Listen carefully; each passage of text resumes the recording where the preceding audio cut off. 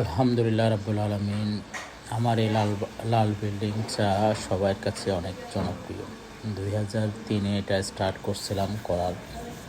আলহামদুলিল্লাহ আজকে 20 বছর পূর্ণ হয়ে গেল। মাশাআল্লাহ তাবারাকাল্লাহ। এই বাড়ির প্রতিটা ডিজাইন, প্রত্যেকটা কিছু আমার নিজের হাতে করা মাশাআল্লাহ। আমি যদিও অপটোমেট্রিস্ট বা বিজনেসম্যান বাট কোনো ইঞ্জিনিয়ার না, তারপরও আমার ছোটোবেলা থেকে এইম ছিল, ড্রিম ছিল মা বাবার জন্য এরকম একটা ঘর করে দিব। মাশাআল্লাহ আল্লাহ তা করার তৌফিক দিয়েছেন।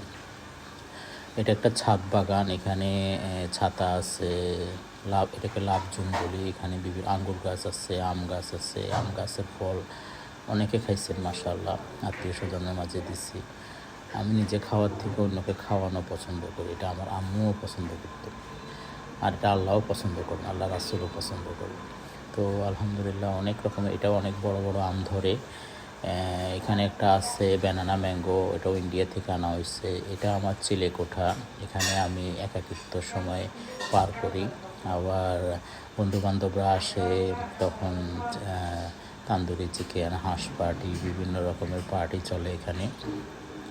মাঝে মধ্যে এক্সারসাইজও করি, জিমের ইনস্ট্রুমেন্টও আছে। এই জায়গাটা হচ্ছে সীসা গাওয়া খাওয়ার জন্য একটা প্লেস করছিলাম।